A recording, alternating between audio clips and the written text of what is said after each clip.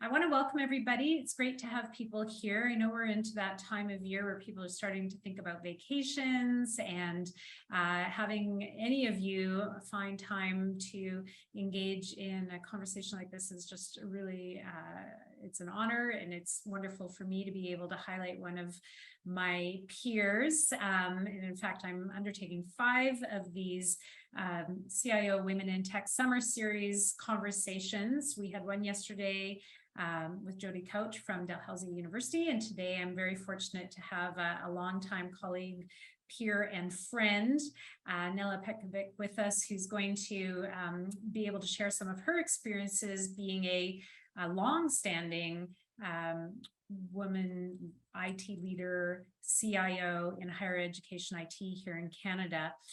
Just briefly, I wanted to just highlight for everybody that this series is following in the footsteps of a previous Women in Tech series that we undertook here at McMaster back in February 2020. We launched at our IT forum, a Women in Tech series, where we focused on a lot of women at McMaster who were delivering in technology, whether that was in business or innovation, people who were teaching, others who were leading student activities on campus, and newer areas such as our ideas around IT governance and policies. So this idea came along in part just this year as Tanya and I were ideating about different ways we could engage the community this summer.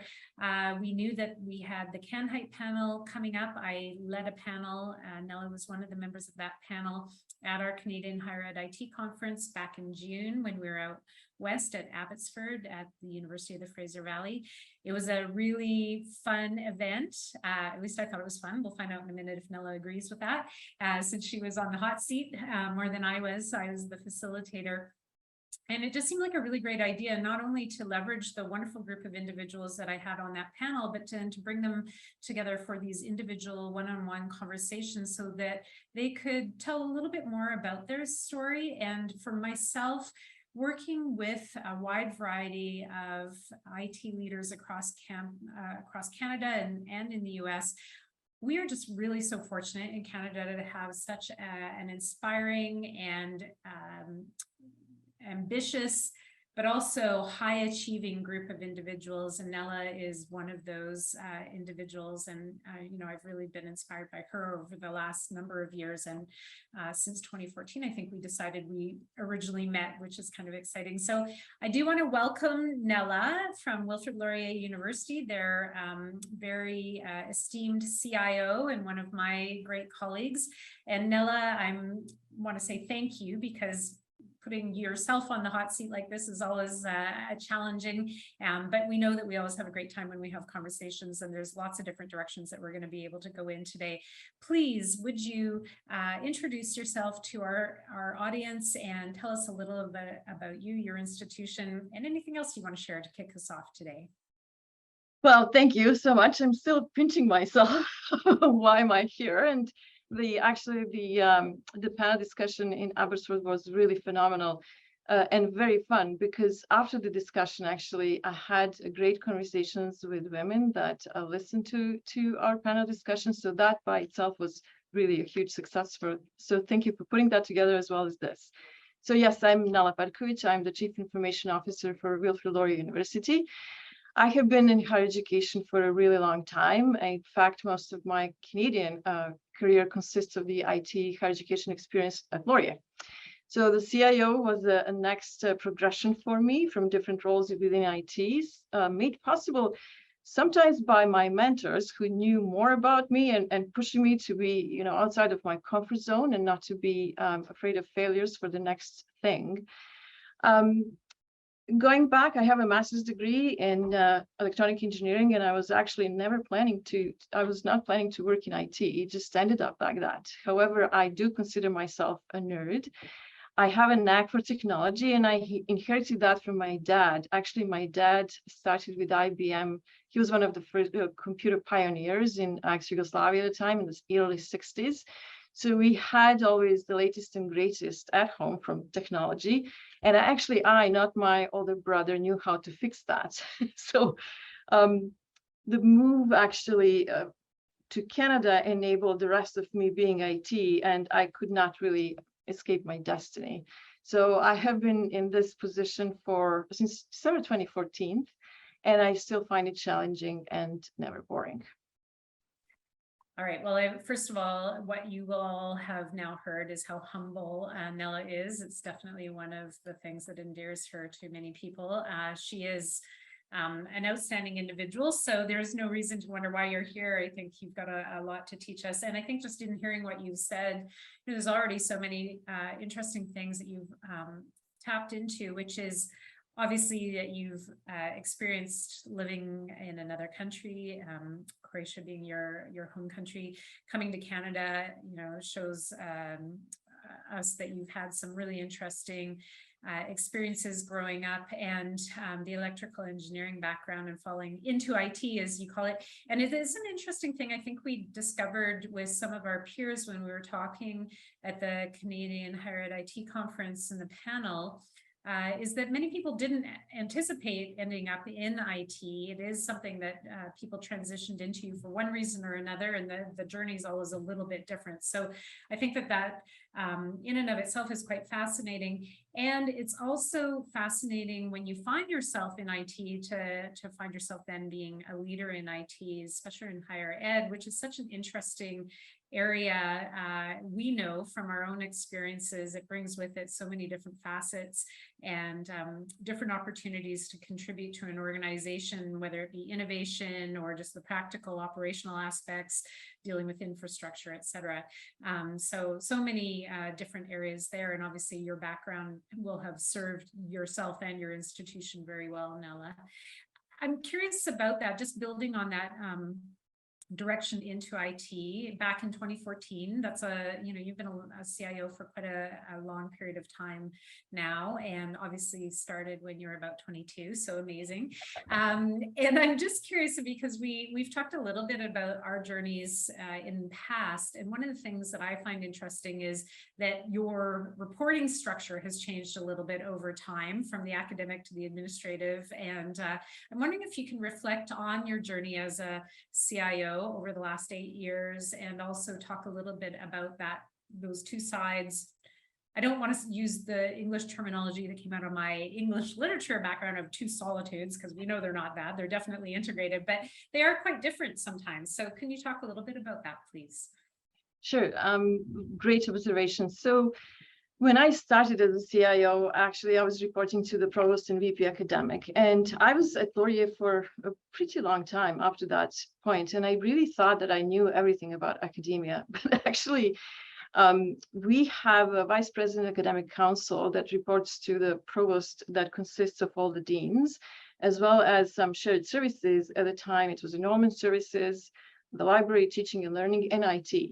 So that for me was one of the biggest learning curves that I actually am delighted even today. So understanding from the deans what academia is, I didn't know that until that point. So that was absolutely an eye-opener for me. And as I mentioned, I guess the best understanding on how everything functions.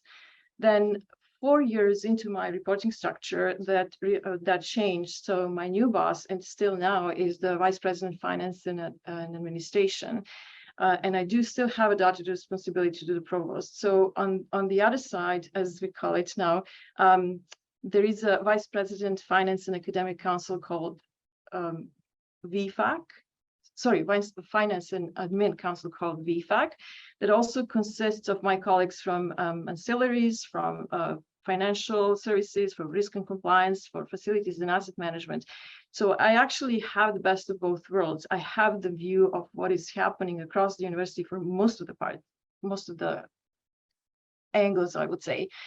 But that is the true nature of IT when we think about it. We do support everybody, and we have to provide the best services to everyone. So that visibility is really priceless. I know that you have a similar experience at McMaster, right? Reporting to both. Yeah, I do. I report to both. So the Vice President of Finance Operations, as well as our provost. And that's been the case since I landed at McMaster. And I agree with you. I think it's important.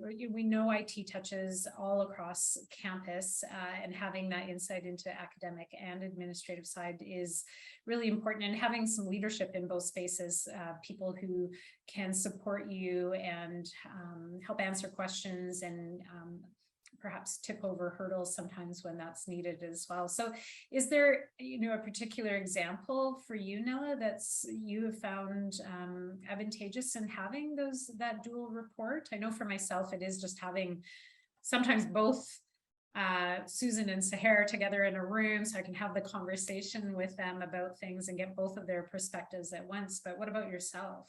It's very similar. So I get both perspectives, or even if we want to introduce something new to Laurier, I would go to both areas, to VPAC and VFAC, but also to the bosses, right? To the provost and VP Finance and Admin before that. The latest example was, 2 years ago, we wanted to make multi-factor authentication mandatory, and we had to have the buy-in from both sides of the house. So usually in kind of risk, from the risk perspective, you have that understanding from the administrative side, but academic is not that, I guess, visible immediately. But again, having those cases, business cases presenting to both sides, it's really phenomenal. So whenever I have somebody complain about IT services or what is the multi-factor authentication doing for me, I do have that backing that I can bring back to the table. So that's really great. Yeah, it can be extremely helpful, of course. And I think for, my sense for most people, and I'm interested in your thoughts on this, it's not so much that people are against the idea of this. Everybody wants things to work well. They want it to be easy and, not slow them down in terms of their productivity. And so sometimes adding an extra step for people can create questions.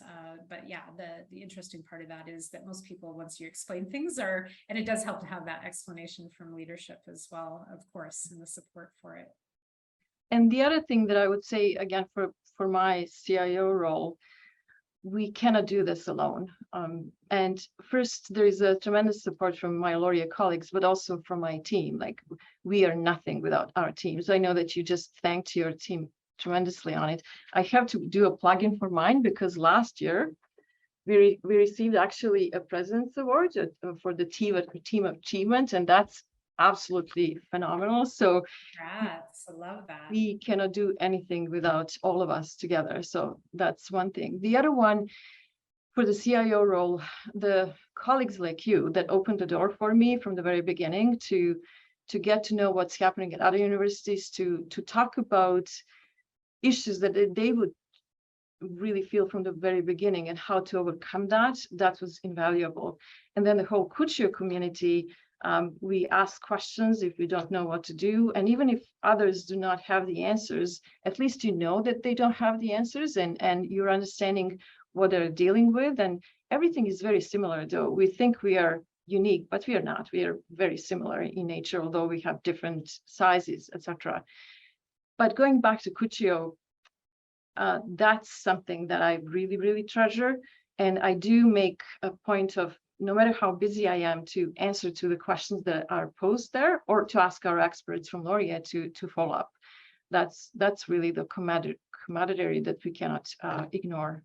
Yeah, I think that's really true. And I spoke to Jody Couch yesterday, as mentioned, from Dalhousie, and not only new in her CIO role out there, but also new in Canadian higher ed IT. And she made a comment specifically about the collaborative nature of our Canadian higher ed environment, and how the CIOs across Canada, as well as our teams, many of which, and some who are on this call, know that they're involved in some of the special interest groups around their particular areas of expertise. A lot of collaboration, a lot of sharing, a lot of opportunity for us to learn from each other and try not to make the same mistakes, or learn those lessons appropriately from others who've had to go before us, because somebody's always on the bleeding edge and we're all watching to wait and see what happens there. So I do think it's a great plug for our CIO peers who are always willing to share, and also our campuses who are willing to allow us to share, especially as we've moved into the realm of a lot more information security related activities.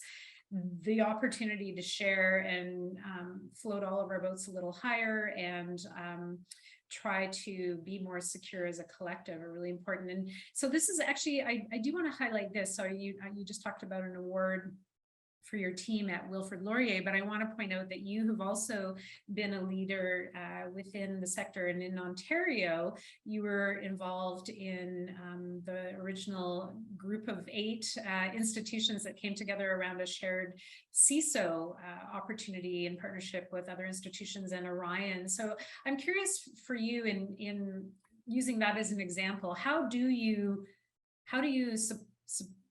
look at those opportunities, and how do you bring your institution into understanding the value of those shared activities? Nela, do you mind touching on that just briefly? Well, absolutely. I think the example that you just used for cybersecurity, we all know that we cannot do that alone. Every time we talk about it being a team sport. So not just at your institution, because it's not just an IT issue, it's everybody's issue. But looking back into Ontario and federally, you're involved in that as well. It's so important for us to share the intel. We do not have enough resources to really address with everything that's happening. So understand what can we do better together for a smaller amount of money that we do not have in abundance is really, really important. So going back to that idea that actually percolated from Bo, our colleague that's now CIO of U of T, and Luke from Laurentian, we put together 5 universities and 3 colleges, partnered with Orion, and had the idea to have a shared chief information security officer amongst us. That actually now has evolved into Ontario Higher Education Cybersecurity Consortium. Sorry, too many acronyms, and it's killing me with my English as a second language. I'm still trying to process that. But now there's 33 actually universities and colleges as members of that group, as well as 7 universities from Nova Scotia. So it does, it grew exponentially in a way, but it's not that others coming in, others contributing to it. So that's the most important thing, I think, in that collective. Yeah, that's great. And congratulations again on that. It's great to be on the ground floor of those initiatives and to see them grow. It has a lot of reward, not just in terms of the actual return on investment, but a sense of satisfaction that you can help to move things forward and see us all progress. As you pointed out, it takes a lot of people getting on board, but we all know we need the leaders, and then we need the first followers, and then we need everybody else to see the value and the magic in what we're trying to achieve. So congrats on that. I think cybersecurity is a really interesting area that I know we could probably talk about that for a whole hour, but I do appreciate very much the leadership that you've provided in that space. And while I'm on the topic of leadership, I want to, just touch on the fact that because you and I are both in, so I know you said you've been in higher ed IT for a long time. So have I. I think I'm on 1999. What does that make that now? It'll be 23 years this August, and 5 years here at McMaster already. And I know we probably shouldn't count the years as they go by, because it's a mind blower to think about how long our careers have been. But one of the things that I wanted to touch on, being that this is a CIO Women in Tech summer series, is just the change in the world around us from when I started, and I'm going to guess maybe rightly or wrong, when you started as well, it was much more male-dominated environments. And I've seen a tip over, not just my own opportunities to take on leadership roles within the higher ed IT space, but even just around me. When I started, if I just use 5 years ago at McMaster, I was reporting into 2 gentlemen, wonderful individuals, the vice presidents at the time, and now I'm reporting to 2 women. And so I'm curious for you, have you seen a shift, and do you think what's been the impact to you in your career in having that changeover in some of the leadership role models? So I will start with my observation when I first met you. I know that we talked about that the other day. It was 2014, 2015. I cannot really remember the time, but we were at UAC. Ontario CIOs came together to talk about the possibility of UAC introducing the new system for them. I was very new in the room. I didn't really know much people, but you were one of the only women from the other area, just to tell you that. So I was really impressed how you kind of managed to communicate with everybody, how you listened, and about your questions. So that's how you became my colleague and friend for life. You didn't know that at the time, but that was kind of written in my head. But fast forwarding today, with the two of us in the room, maybe one more person, I think it was the CIO at the University of Ottawa at the time, a woman, but nobody else. So today we do have 50% of them within higher education in Canada, which is great to see. And when you pull, I guess, panel discussions or interviews, you do have a pool to draw from. You don't have to go every time to two people, right? So for me, though, in leadership roles, I was hired by a woman at Laurier at the time. She was a director of IT, and I'm internally grateful to her. Her name was Nora Znatinas, and she was a professor of physics. So that was my connection there. Then going back to my CIO role, I was hired by a provost at the time that was a woman, and she's now the president of the university, Deb McClatchy, again, another exceptional person. So it is very prevalent around us, and I'm really grateful for that. One thing that I'm still seeing, and probably you too, it's not percolating in every part of IT. I have not seen a change in the infrastructure side, not for the lack of trying. It is the same for security. I know that you shared with me a really good article from the CIO forum, IT leaders uplift women to fill tech talent gaps. So they're talking about women in cybersecurity, for example. They bring them in, but the retention is just, after 30 years or so, it's just going away. So they're not staying in IT industry. And again, I do not have answers for that. But what I could, just my observations, is talking about this is really important. Talking about our roles and what we went through, what we are still going through. When you look at the leader, you think it's everything is absolutely perfect. You had all your ducks in a row. You don't have your, insecurities or that knot in the stomach. That's still happening with me even today. So being transparent and talking about that, talking how we help each other as well, hopefully can bring more women into these roles. Another thing that I brought back from that I really liked from that article is what is happening at the Toyota Financial Services, what their CTO was doing. And again, thanks to you, I discovered that. They're making points of highlighting its female leaders to both internal employees and external job candidates, promoting their stories. And that's exactly what you're doing with your panel discussions and with your summer series for this. We cannot get that enough. And the other thing that they're doing that they didn't think about that, they're utilizing leaders to be their teachers of the people within IT. So, and we live in higher education. So that should be our bread and butter in a way, because when you're an excellent teacher or when you teach, you also know how to learn. So it is something that we should be looking more, I guess, at our universities, not necessarily to learn from Toyota, because they're phenomenal, but we are higher education and we should be pushing that here.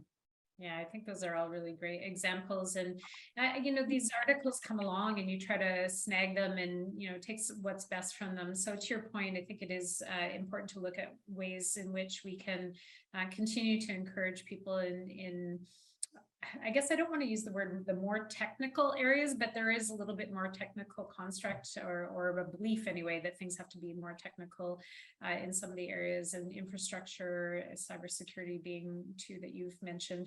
I'm very fortunate. I have been very fortunate that I have both a director of infrastructure who is female, as well as my director of information security who's female, and I think both of them bring really valuable capabilities and competencies into those roles.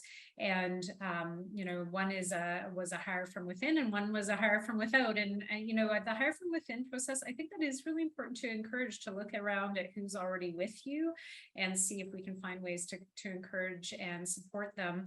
I find in my own experience personally, but also in some of the women that I've led over time, quite often discount themselves around opportunities because there is a belief that they don't have all of the skills necessary. And I actually think it's really hard for people internal to an organization to step up for opportunities because they feel I'm articulating this in a way that I understand it for myself, may feel that people know them and may not think that they're actually competent in all the right areas, or they may be, not seen as being a right fit because they've been in this position. Can people imagine them in this position? And so I do think it's a important thing for any of us, male or female, to be encouraging people who are coming along to see themselves in different types of roles based on their competency base. And we know there's just not enough people to fill classic IT positions. We need to look for people for a number of different reasons and for a variety of competencies in order to achieve what we're going to have, which is a constant draw for more people to do a growing area of work. So yes, and thanks for highlighting that article as well. One of the things I love to do, and you know this, Nela, you've been on the receiving end, I love reading articles and then pushing them out there and hoping somebody else will, figure out a way to articulate well what's been presented there and to use that maybe for their own advantage as well. So thanks for that.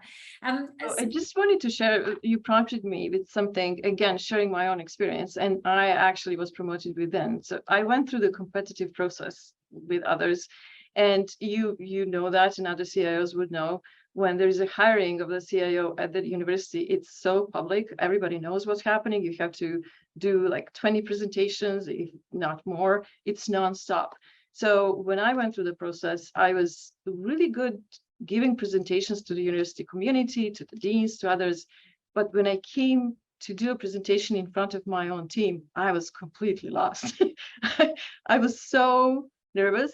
I was even apologizing. Like, that's exactly what you were just talking about. But I had to nudge myself to go through that. But I would like others to hear that that's prevalent, and that's very it's in our minds still. But I wish somebody had told me that 7 or 8 years ago. But it's here we are today, so it is still there.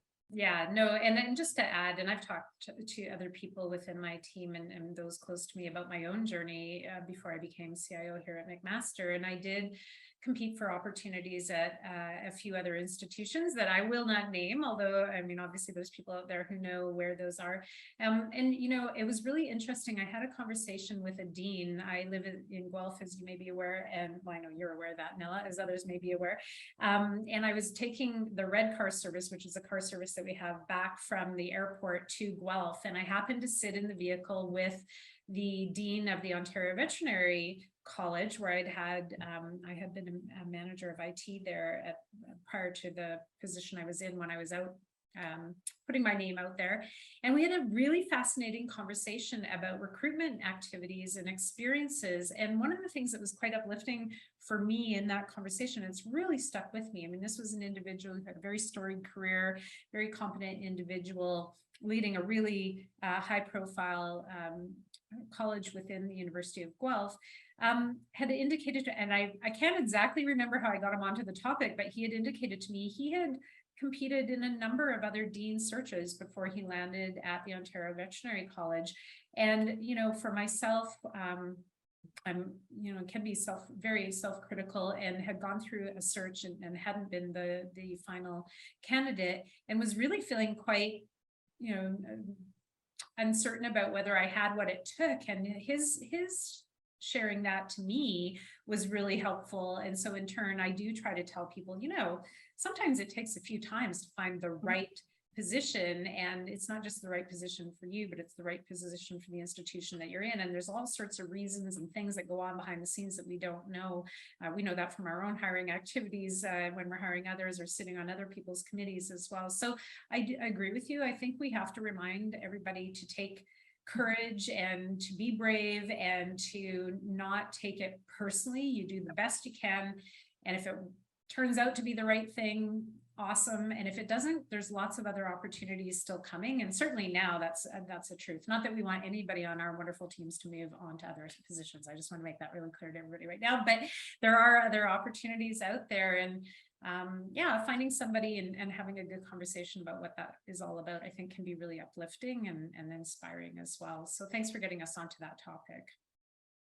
So I do want to talk a little bit. I mean, we just touched on that whole idea about, you know, being leaders and how things change once you're in a leadership position. There's lots of good work that we have to do.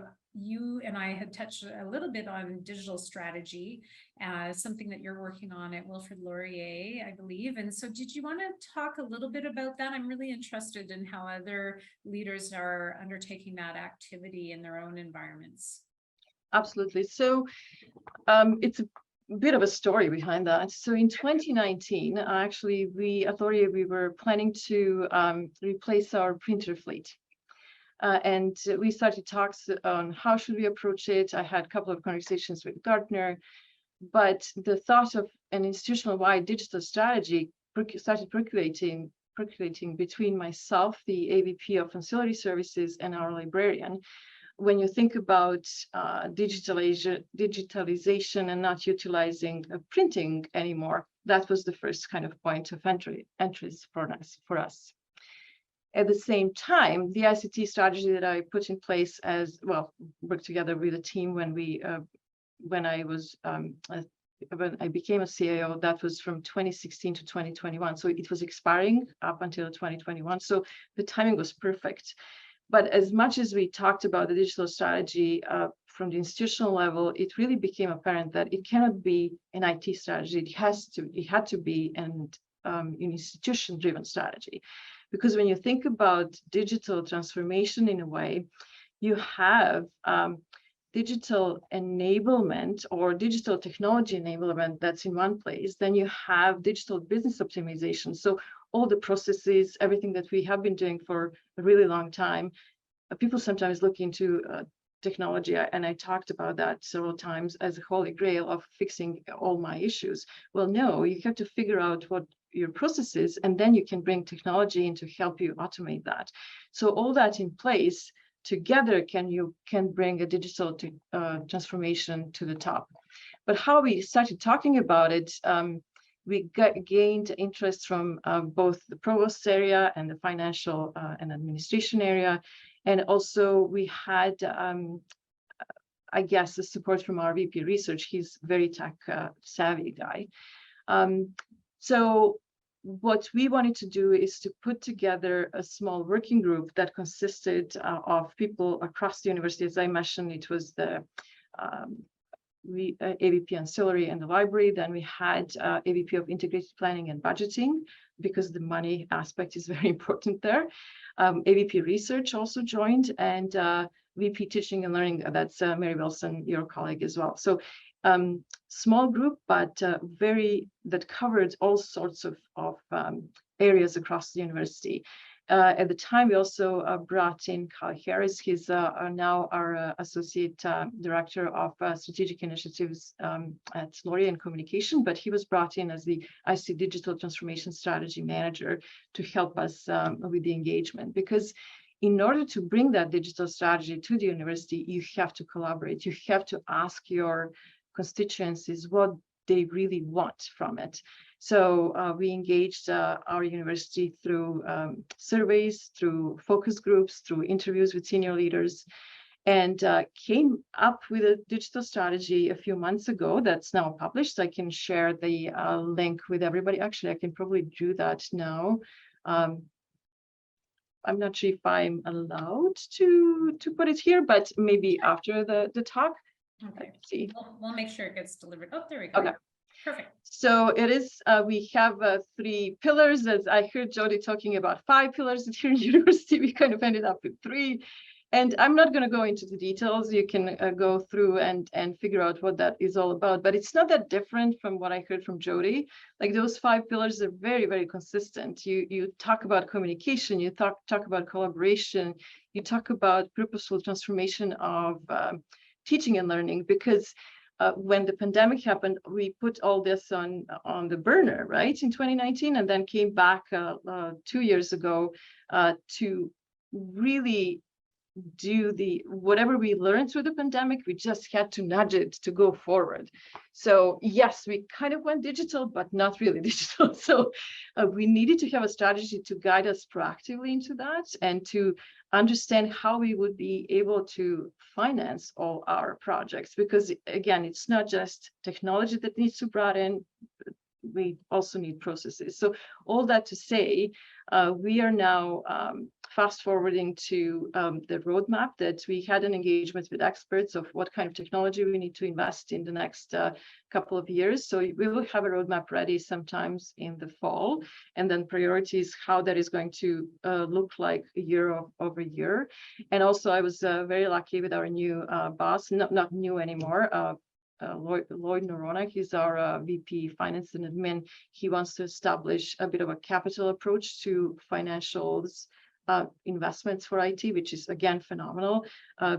Historically, we were doing that year over year, and you cannot deliver that. You have to have a longer picture in mind, and that's what we are trying to do now. And the digital strategy will help us with that. So we are still in a journey, but I do not see a digital strategy going away anytime soon, because it's really a constant improvement that you need to do.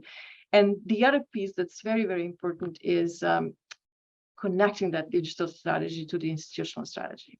So without that, you cannot be successful. So everything needs to cascade in a way. Yeah, and it's really ambitious to be able to do that, Nela, while you're also dealing with the pandemic and the tail end of the pandemic, and post-pandemic, and all the things that go on there. So has it been a bit of a balancing act, or have you found that it's actually energized people's interest in seeing this, because we've all experienced some of the need around a digital strategy? I think it was good timing as well. Like, yes, it is a balancing act with all that we have in our plates. It's nonstop, but it was very, very energizing. Just to give you an idea, when we did our survey, it was the highest percentage of responses that we had ever at Laurier, including students and faculty and staff. So that is telling us something, that people are ready to go to the next step. And even in our focus groups, maybe 1%, and I would say maybe 1% wanted to go back to the pre-pandemic, but others really saw what the phenomenal possibility was to transform that teaching and learning in the future. So that was really great to hear. So I think we are still riding that wave, and it was good timing, I would say. So how do you keep your team? I talked a little bit with Jody about this a little bit yesterday in our conversation as well, but how do you keep your team feeling like they're tied to that strategy? Because strategies can quite often feel, we go through the process of developing it, and then it's sitting up here, but the work I'm doing, if we think about the way all of us do, we put our heads down and we kind of keep moving. How do you keep tying people back to that? Or what's your vision for how you'll be able to keep it alive in people's minds and have them understand how they're connected to strategy? Any thoughts? Oh yeah, so absolutely. So that is on our kind of to do in the fall, because with the development of that roadmap, that's exactly how you tie it directly. The roadmap is going to be tied to the pillars. The pillars are tied into the institutional strategy, and that what I'm doing as a project or the operational behind it, it really goes up. So that cascading, we completed that in a way with our first IT strategy. It's very, very important to do, to your point, because you need to know what you're contributing to and what you're delivering. So it's good to do that for a couple of years, upfront, not to do that every year when we are not a rich school, right? So when we submit our budget requests, we do have limitations there, but you have to know in a longer run what you need to be contributing to. What is that ultimate goal? Yeah. The other thing that I also wanted to mention, and I know we are not, it's kind of a balancing game or act. We have to come up with a good KPIs in measuring what we do. And we're hoping to do that with a digital strategy in a way not to present, there are systems at 98% operational, or how many calls we have at the service desk, which are, again, great KPIs, but they do not necessarily mean much for our university, for students or faculty, other than showcasing how busy we are, which is again good. But when you want to deliver something as a digital strategy, you want to know how many students, for example, would utilize virtual services, right? Or how you do manage to do both virtual and in person in a way. Do you provide your services to the international students, and are you successful in that? So all that to say, we still need to come up with a good KPIs, but that's our journey going forward. So a call for anybody on if they had an experience of delivering or developing good KPIs, I wouldn't mind hearing from them. All right, well, there you go. A call to action for everybody who's listening in, whether live or in the recording as you watch it. Reach out to Nela, let them know. So I'm going to switch gears a tiny bit. The digital strategy, I think those are real watch this space kind of discussions as we're launching these. And I will definitely be taking a look at your digital strategy. And I think for others at McMaster, we've talked about IT strategy over the last many years, and now have a institutional strategy as well that we'll be tying back to as our IT strategy rolls to its conclusion. You talked about this a little bit earlier, operational excellence, or looking at that continuous improvement approach to things. That's an ongoing journey that we're all on. So definitely want to call people's attention to that. I want to just change gears a little bit because I know we're moving into the last quarter of this conversation. So first of all, I do want to suggest to anyone, if you have any questions, feel free to put them in the Q&A, and we'll ensure that Nela gets a chance to answer questions for you. I want to change things a tiny bit, which is really to talk a bit about how you are encouraging your team, not to necessarily just to see themselves tied into the larger strategy, but how do you work with and encourage your team? You had a couple of things that you shared with me about, book clubs and reading opportunities and shared reading adventures, if I can call them that. So I think stuff like that is really interesting, and maybe will help seed some ideas for people when they're thinking about ways to engage with colleagues outside of the standard work activities and projects that we're always involved with. So Nela, enlighten us to this creative approach to interacting with your colleagues, if you don't mind. So yes, I wanted to talk about the book club that we instituted within our ICT leadership team. But the idea came from our director of infrastructure and information security, Scott Elliott. He brought that in as a great engagement within the leadership team. Not just that we are reading the same book, talking about what different chapters would mean to us, but also everybody had their own chapter to deliver on. So we had people present that sometimes it's nerve-wracking to present right in front of others. So that's another kind of a approach in developing really your leadership skills, but also learning something new. How can we tie those learnings into what we do every day? That was really, really phenomenal. And we just finished that last week. It was an 8-part book that we delivered every 2 weeks, I would say. And now we're looking into introducing another book and doing that hopefully in the fall. But one thing that I wanted to get me thinking when I was doing the last chapter, it was about the leadership. And one thing that was really interesting for me that I didn't learn before, it was about the abundance. I know that we were talking about the change, but this was something else. So by abundance, the definition, Webster's definition, is a very large quantity of something. So when we think about our modern society, we have everything in abundance, especially if you are living in North America, coming from different parts of the world, you kind of see that. So the author of the book was The Leaders Eat Last by Simon Sinek. So he is saying that in US alone, the waste of food is so extensive that if simply learning to preserve or freeze that food would save $43 billion for US. But the same is happening in the developing world because people do not necessarily know how to properly store food supplies. So that is happening there.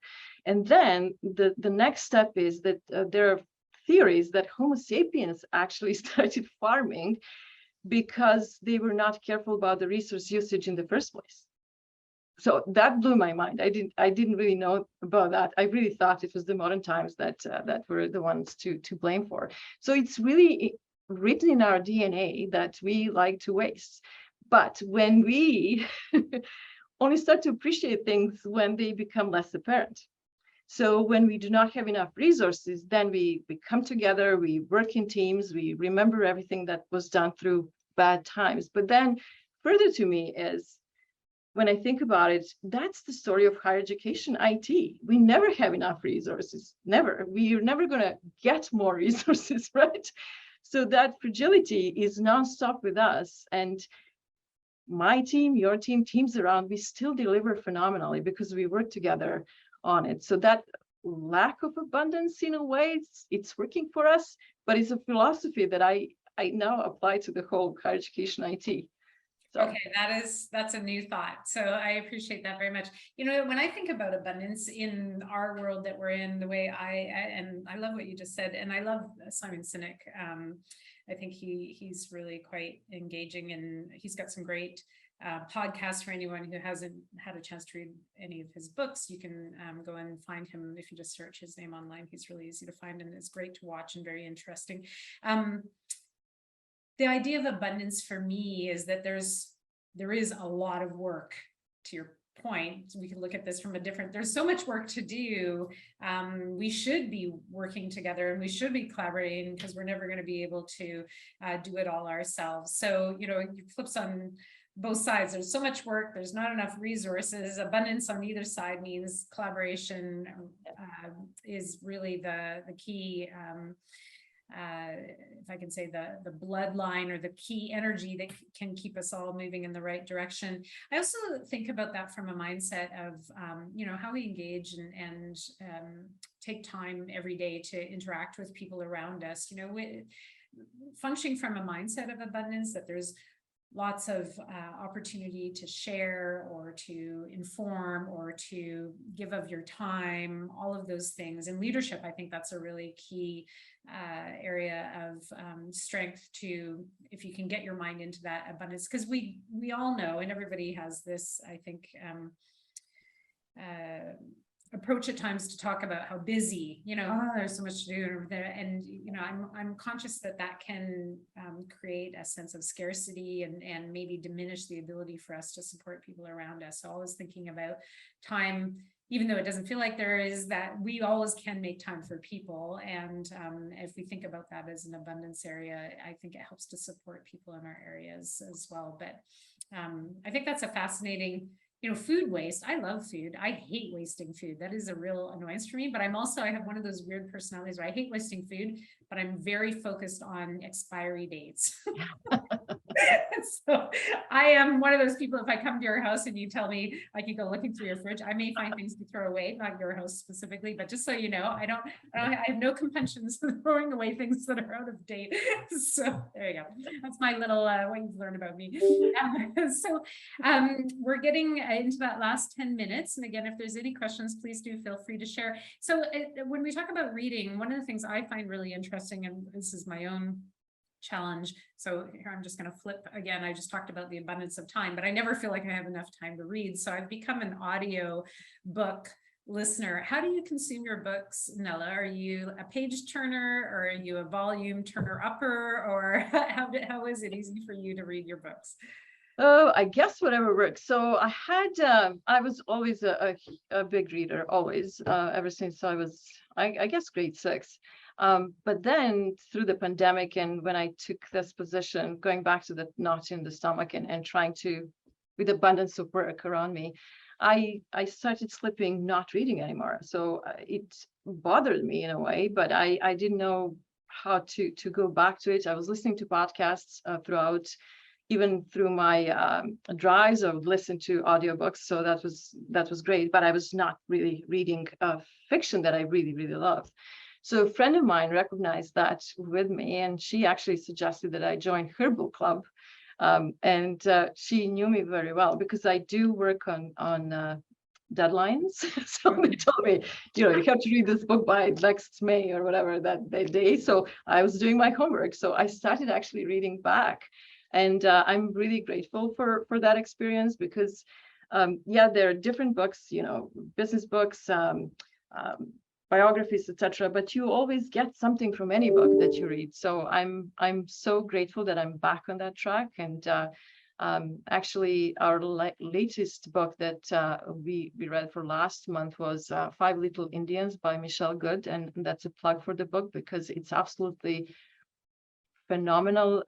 It talks about experiences in residential schools in Canada, and I would recommend that book for everybody really to read, to understand what, at least to see a bit of bits and pieces of what children and families went through. So that was really amazing. Yeah, that's a great recommendation. I have really enjoyed the opportunity to read both the nonfiction and fiction books that focus on our Indigenous environment, the challenges, and also some really, Richard Wagamese has become one of my favorite Canadian authors. Unfortunately, he's passed on now, but just beautiful imagery and writing, and really does give you insights into different experiences that we don't have, that enlighten us and open our minds to new ideas and new thinking about things that we may have made assumptions about in our world, and certainly in Canada. So thanks for sharing that. And in terms of other things that allow you to unplug, I think that, again, talking about the pandemic and the things that happened through the pandemic and some new habits or old habits, did you find yourself tapping into any old favorite activities or any of the arts, anything like that you were availing yourself of to help diminish the drudgery of pandemic times? Nela? So I'm a movie buff. So what better place than the pandemic to go through the movies or catching up was what I really wanted to catch up on. So the problem is there's so many streaming services and phenomenal television or series now that I cannot really go back to the movies, but I'm trying to do so. One thing that really struck me during the pandemic, I am a long lover of modern dance, and going to Toronto to see phenomenal world companies that are coming in. It's just a great place to be, and that all stopped during the pandemic. So for me, that was really very hard to go through. And a few months ago, I went to my first after the pandemic dance that I just marveled, and I was really blown away. So that was something that I really missed throughout the pandemic. No, that's beautiful. Yeah, it is interesting. The proximity to Toronto is so fantastic, and so we do get an opportunity to see world-class performances of all sorts of things. I found one of the things that I did during the pandemic, very much like you, I think I have a subscription to every streaming service that there is out there, but I watch very little of any of it. So I was thinking the other day, it'd be really great to do an annual budget on how many things I have a subscription for, and then to try and, calculate what the percentage usage is out of that, and how much money I'm actually, back to abundance, how much money I'm throwing out the window across all of this. Return on investment, ROE on it. Exactly. What I really want to say is I just want to have everything in case I want to watch. But one of the things that I had watched on the, I think it was on the Disney Channel, if I'm not mistaken, was Hamilton, the musical Hamilton, which of course was all the rage. And then I was trying to get tickets for that, and then the pandemic happened and that was impossible. But it was actually a really great way to watch something like that, because it was like being not just in the front row, but on stage with the whole performance. So it was really quite fabulous. So a big shout out to Hamilton, but I know people are quite keen to get back into watching plays and musicals and dance. So it's really great to have that. I wanted to reflect on the fact that somebody had provided feedback on your KPI commentary. And so Tiffany, I can see that you had a comment there about the importance of what gets measured gets done, as some wisdom to share around developing KPIs and figuring out how best to think about that. So exactly. Thank you, Tiffany. That's a great point. And one thing is that what we want to do with KPIs is to keep ourselves accountable. So this is what we need to do as well. So that's absolutely true. Yeah, for sure. And I think that that's always, I don't think anybody can argue that there's value in the work that we do on our campuses. I think being able to show back is always an important factor of the work that we do as well. So yeah, absolutely. All right, well, we are getting near the end of our time here, Nela, and you know, I'm interested in knowing if you have any other words of wisdom that you'd like to share with our audience, whether it be the live audience or those who will partake of this conversation after the fact. Again, you know, for me, I always listen carefully to what you have to say, because you are so wise and so generous in the sharing of your experiences. Any final words for our colleagues today? Well, exactly what you just said, Gayleen. Listen, you have to always listen, not just about your colleagues, but for students, for what faculties are saying, people around you, because you always learn something, but also share that experience. That's what I would like to say. It's not easy to open up, but once you do, it really becomes second nature. So I learned that. I was introvert throughout my whole life, but I learned how to really share my experience and be there. You have to push yourself to do so. And thanks to people like you, though, you have to have that safety cushion around you also. So that helps a lot. So I really want to thank you as well for bringing that out in me. Thank you so much. It means so much to me. So I want to thank Nela, our CIO from Wilfrid Laurier University, just down the road. And just a secret bit of information, Nela and I are actually going to be having dinner tomorrow night with another colleague of ours as well from Wilfrid Laurier, Mary Wilson. One of the things I want to highlight, first of all, is that there are many amazing women in tech across Canadian higher ed IT at all different levels. This summer, I'm focusing on CIOs, who I've been very fortunate to meet and learn from and share learnings and experiences and, you know, really true micro moments of joy with, and Nela is one of those individuals. So thank you again to Nela. We have 3 more sessions that we're going to be presenting through the summer, so I hope that you'll keep your eyes and ears open for those as we roll out the social media around them. This will be available after the fact as a recorded opportunity for people to tap into on a as needs basis. And I say that truly because I think sometimes we just need to hear great people like Nela telling us some smart things and getting an opportunity to really hear what's going on in other institutions as well. Such a critical component of the work that we do in higher ed IT. So thank you, Nela. It's been a huge pleasure having you today, and always brings a smile on my face when I get time with you. And thanks to all of our colleagues who've made time for us today. Thanks again to Tanya and Connor, who helped us with the planning here, and others who've been involved in making this happen. I wish you all a wonderful day and a very happy long weekend. Don't forget, everybody, you don't have to work on Monday. Unless Thank Nela's you so much. you. I don't want to usurp your authority in your own environment, Nela, but pretty Thank sure you so much. It's been an honor to speak with you today. you're a sweetheart. Thank you so much. Okay, everybody, Bye. take care. Bye-bye.